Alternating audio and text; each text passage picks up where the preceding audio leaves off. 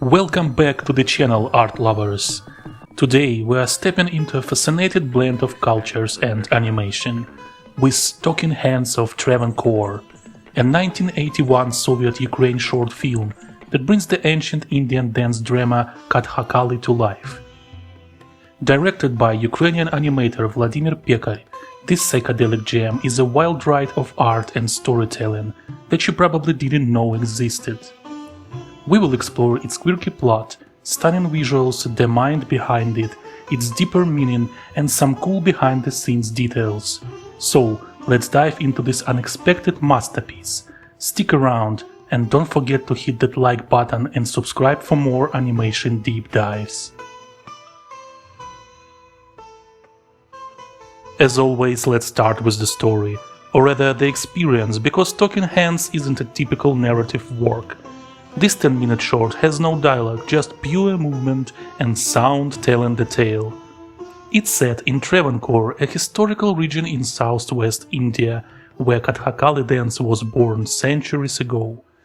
The film follows a pair of animated hands as they perform the intricate gestures or mudras of Kathakali. These hands weave stories of gods, demons and warriors, shifting between characters with seamless grace. At one point, the hands morph into abstract shapes, like wings for a bird or flames for a demon, blurring the line between reality and myth.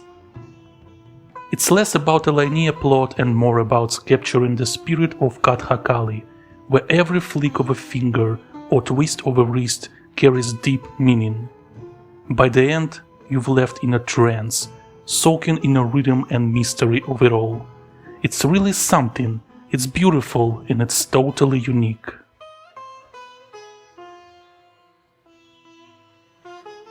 Now the visuals. Wow, where do I start?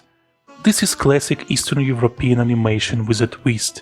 Pekar uses hand-drawn techniques to mimic Kathakali's slow, deliberate movements, and the result is hypnotic.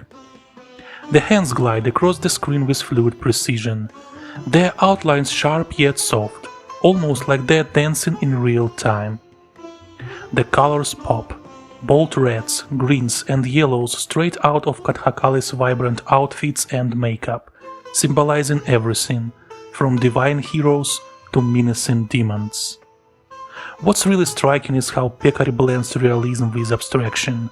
1 minute you are watching realistic hand gestures, the next, background dissolves into swirling patterns, or hands transform into something otherworldly. Paired with a trippy 80s synthcore, it feels like a fever dream that bridges doom of Soviet era and Indian mysticism.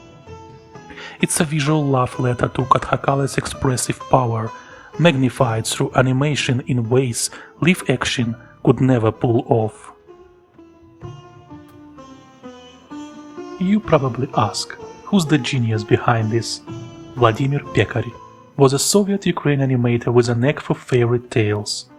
Born in Odessa, Ukraine, he spent years honing his craft in an industry known for its innovative, often experimental animation. By 1981, when Talking Hands came out, Pekar was already a respected name, but this film showed his willingness to step way outside the box. Imagine a Ukrainian filmmaker in the middle of the Cold War diving into Indian classical dance. That's bold.